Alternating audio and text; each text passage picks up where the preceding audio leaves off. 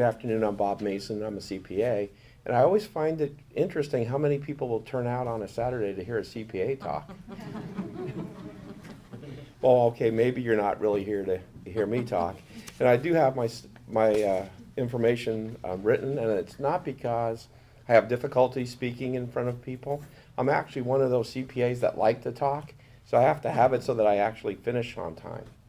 So I'll start and we'll go through this. So I'm Bob Mason. Thank you for the opportunity to speak with you today. I have over 30 years of experience as a CPA, and I'm an owner of Coast Financial Services, a local CPA firm here in Capitola. We're a full-service firm providing accounting services to small businesses and individuals.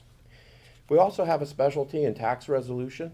So what that means is if you have problems with the IRS, perhaps unfiled tax returns for many years, or you have an audit ongoing with the IRS, we can represent you. We are also a wealth management firm. I have my licenses for securities and so forth, and we can help people with retirement planning and investments.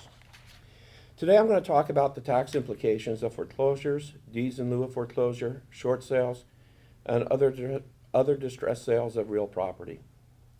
Under the current tax law, in general, taxpayers can exclude income from the discharge of debt on their principal residence for the years of 2007 through 2012. So the operative word there is under current law. That means that's not always the case. So basically, under tax law, foreclosure and those types of activities can lead to taxable income. And that's usually quite a shock to folks. I've sat with many folks. When we explain this, they're like, oh my goodness, that's a double hammer, isn't it? So it's important that we understand the tax implications. This applies to mortgage debt up to $2 million, $1 million if married filing separately. The exclusion only applies if the income is due directly to the decline in the home's value. Because foreclosures are treated like sales for tax purposes, there may be a taxable gain. And therein lies what usually gets folks, because they don't see the foreclosure as actually a sale. But it's a deemed sale in the eyes of the IRS, and it's something to take important note of. Again, there are two types of income that can result. The first is cancellation of debt.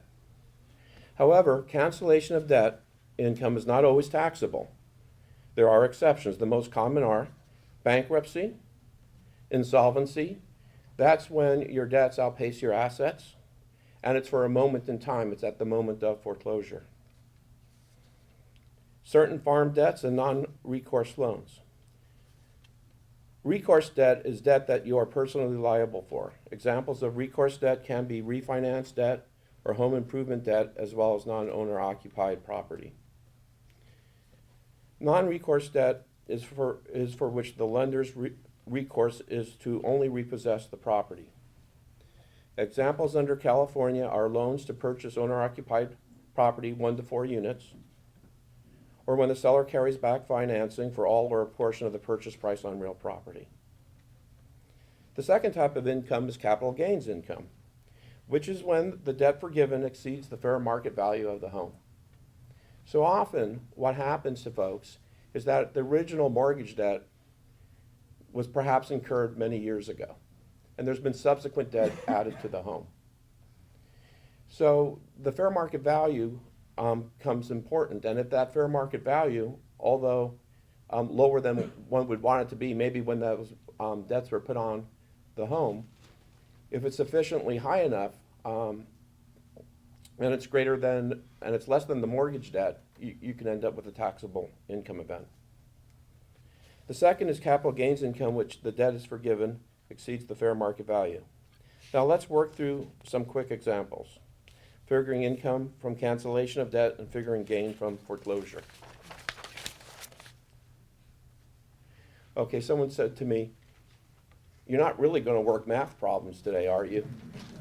Well, I am a CPA, and so I do have a comfort zone, and I guess I always retreat back to that. But we'll go through this rather quickly. But I think it's important to go through these examples, and if after the talk you want to have documents that explain these examples, I have a real quick cheat sheet from the IRS that states it rather briefly, which is basically what I've put up here on the board. Or if you want something more involved, I do have a 24-page document from the IRS that, with small print that takes you through the whole calculation. So quickly, a home was bought in August 2005 and lived in until the time of foreclosure in September of 2007. The original purchase price was $170,000. The home is worth $200,000 at foreclosure, and the mortgage debt canceled at foreclosure is $220,000. So step one, figuring the cancellation of debt income. You take the total amount of debt, $220,000, and you subtract from it the fair market value of the property. If less than zero, I guess you get to enter zero, but if there's $20,000, as in this case, left over, then you're going to have cancellation of debt income. The amount on line 3, the $20,000, is taxable unless you meet one of the exceptions. However, if the canceled debt is considered qualified principal residence debt, then there's no taxes during the years of 2007 to 2012. Step 2, figuring the gain from foreclosure. You take the fair market value of the property at foreclosure, $200,000. You calculate your adjusted basis.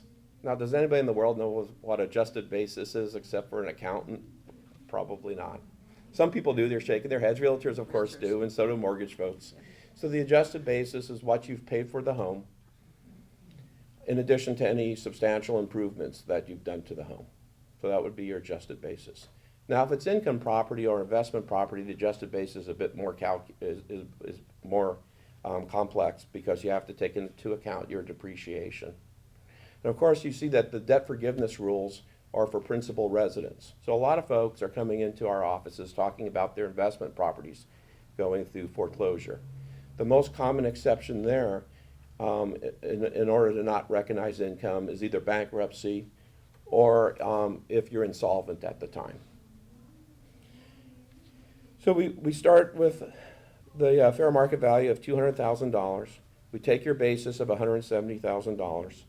And if there is money left over, that's your taxable gain. However, if you've owned the property and used the home as your principal residence for periods totaling at least 2 years during the 5-year period on the date of the foreclosure, meaning it's your primary or principal residence, you may exclude up to $250,000 or $500,000 if married filing jointly. So I need to say that each situation is different. And often when I'm in my offices talking to clients, we have to go through each specific situation, and it's a fairly complex decision tree, if this, then that, and we work through it. Please understand that from my perspective, hopefully this is a once-in-a-lifetime event for anyone going through this, and I think it's really worth pulling together a professional team to help you step through the process. Thank you.